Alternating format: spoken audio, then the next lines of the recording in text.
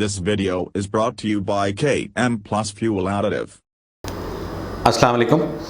मेरा नाम इजलाल सईद है। आज हम ebike.pk के प्लेटफॉर्म से आपको मोटर इंजन ऑयल के बारे में ब्रीफ़ करेंगे और बताएंगे कि क्या चीज़ों को देखना चाहिए मोटर इंजन ऑयल सेलेक्ट करते हुए।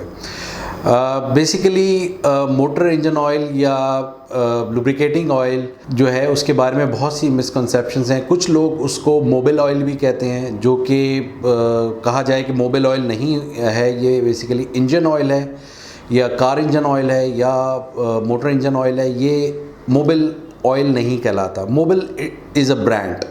मोबिल जो एक ब्रांड है वो अब लोग एक जेनरिक नेम बन गया है इंजन ऑयल पे। लोग कहते हैं मोबिल ऑयल चेंज कर दें, जो कि एक गलत टर्मिनोलॉजी है। हम लोग बहुत एक्सपेंसिव गाड़ियाँ मोटर बाइक्स तो रख लेते हैं, लेकिन हम इंजन ऑयल पे इतनी ज़्यादा तवज्जो नहीं देते। हम इस चीज़ का ख्याल नहीं रखते कि किस ग्रेड का ऑयल हमारे गाड़ी के लिए या मोटरसाइकिल के लिए सूटेबल है।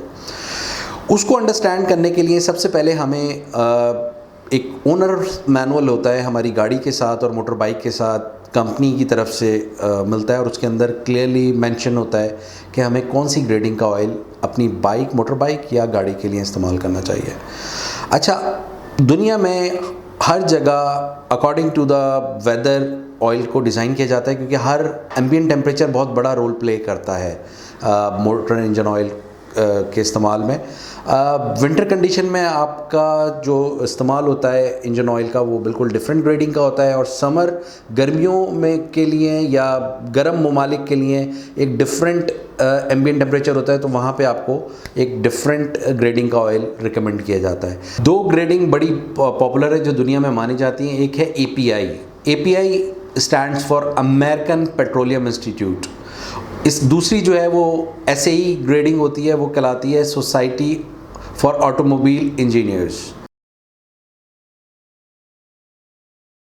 अब मैं आपको बताऊंगा कि मोटर इंजन ऑयल की जो फॉर्मेशन है वो किस तरह से होती है। मोटर इंजन ऑयल बेसिकली दो मेन कंपोनेंट्स होते हैं जिससे इंजन ऑयल बनता है।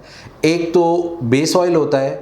नॉर्मली बेस ऑयल 90% होता है आपका इंजन ऑयल का, और 10% उसके अंदर एडिटिव्स ऐड करते हैं। लेकिन कुछ उस पर 70% भी बेस ऑयल इस्तेमाल होता है, 30% भी एडिटिव्स इस्तेमाल होता है, कहीं 80% 80-20 का रेशियो होता है, कहीं 90-10 का रेशियो होता है।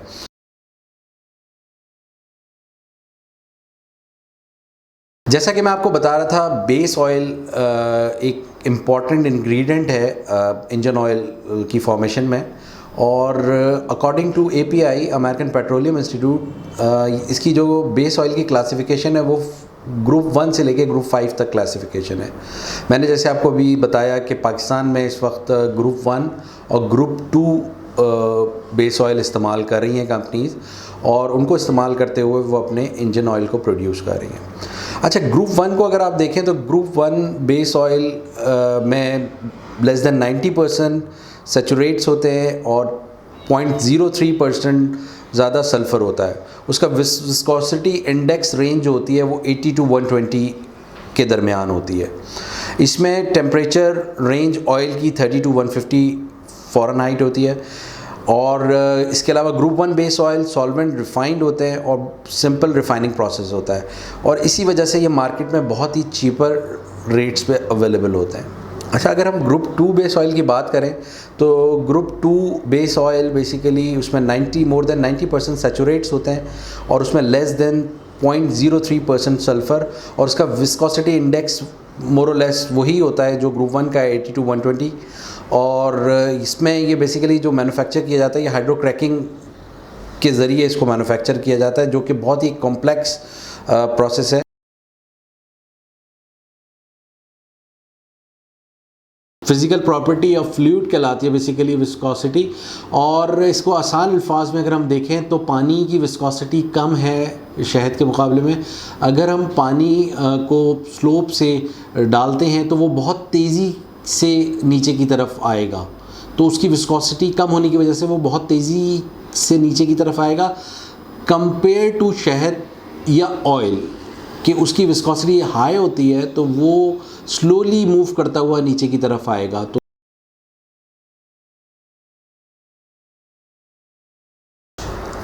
API की करंट सीरीज़ SN जो है वो इंट्रोड्यूस हुई है अक्टूबर 2010 में, और ये लेटेस्ट टेक्नोलॉजी है। इससे पहले SM टेक्नोलॉजी थी जो रिकमेंडेड है 2010 और पुराने इंजन्स के लिए है। इसी तरीके से SL जो है वो 2004 और पुराने इंजन्स के लिए है। SJ जो थी वो 2001 और उससे पुराने इंजन्स के लिए थी। और जो ऑब्सलीट हो चुकी हैं टेक्नोलॉजीज़ उसमें SH है, SG है, SF है, SE है, SD, SC, SB, SA, ये सारी टेक्नोलॉजी ऑब्सलीट हो चुकी हैं। अच्छा, अब हम आते हैं SAE ग्रेडिंग के ऊपर। लुब्रिकेंट केन के ऊपर ग्रेडिंग देखते हैं 10W40, 20W50, या आप ओनर्स मैनुअल पे आपको पता चलता है कि उसमें आपको 15W40, 10W40 या 20W50 आप करेंगे। तो उसका मैं आपको थोड़ा सा बता दूं, W रिप्रेजेंट करता है इसमें विंटर को। उससे पहले जो नंबर आता है वो बेसिकली ऑयल का फ्लो होता है, उसकी विस्कोसिटी 0 डिग्री फ़ारेनहाइट पे या -17.8 सेल्सियस पे, ये W से पहले जो नंबर होता है। जो W के बाद नंबर है बेसिकली वो 100 डिग्री सेल्सियस पे और रिप्रेजेंट करता है ऑयल की रेजिस्टेंस और कितना पतला होता है वो हाई टेम्परेचर पे। मैं दोबारा रिपीट कर देता हूँ कि W के बाद जो नंबर इंडिकेट करता है वो विस्कोसिटी को रिप्रेजेंट करता है 100 डिग्री सेल्सियस पे, और वो ऑयल की रेजिस्टेंस के वो कितना पतला होता है हाई टेम्परेचर्स पे।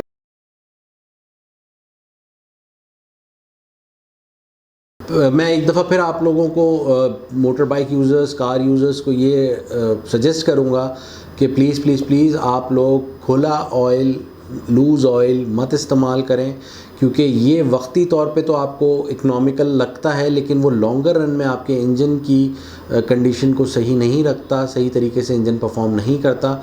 तो ब्रांडेड ऑयल का इस्तेमाल करें और ग्रेडिंग को अपने ओनर्स मैनुअल बुक को आप रीड करें और देखें कि उसमें जो मैन्युफैक्चरर ने रिकमेंड किया है आपकी मोटर बाइक के इंजन के लिए या आपकी कार के इंजन के लिए, आप उसके हिसाब से आप जो है वो ऑयल को परचेज़ करें और फिर उसको यूज़ करें अपने इंजन में।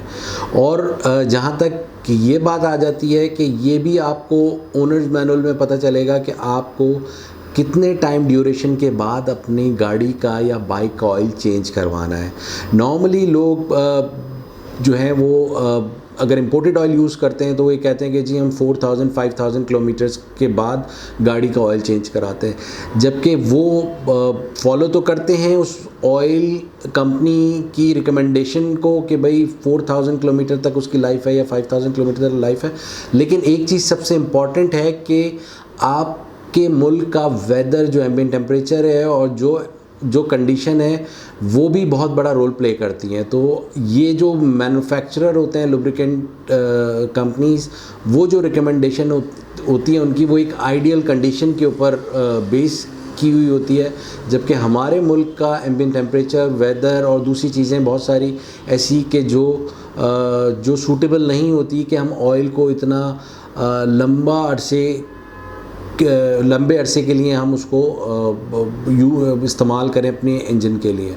तो ये सारी चीज़ों को प्लीज़ आप नोटिस करें। इसी तरीके से बाइक के लिए भी कि आपकी कितनी रनिंग है और आप की ट्रैवलिंग कितनी है, तो उसी हिसाब से आप देखें। कुछ लोग रिकमेंड करते हैं कि 800 किलोमीटर्स के बाद चेंज करना चाहिए, कुछ 1000 के बाद, 1200 के बाद, इट डिपेंड्स। ये आप खुद भी अब चेक कर सकते हैं, उसकी विस्कोसिटी देख लें और कि ऑयल की कितनी है, कैसी है उस वक्त जब आपने लास्ट टाइम जब चेंज किया था, उसको चेक करने के बाद फिर आप डिसीजन ले सकते हैं कि आपको ऑयल चेंज करना है या नहीं। अच्छा, अब इसके अलावा मैं आपको एक बात और यहाँ ज़रूरी समझता हूँ उस चीज़ को बताना कि आप इस बात का ख्याल रखें कि आप जहाँ से ऑयल चेंज करवा रहे हैं वो एक रिलायबल ऑयल चेंजिंग शॉप हो, और ऑयल का जैसे मैंने ब्रांड का आपको बताया कि ब्रांडेड ऑयल ग्रेडिंग आपने देखनी है, उसको चेक करना है ओनर मैनुअल के तहत, और फिर आप ये देखें, ये इंश्योर करें कि वो ऑयल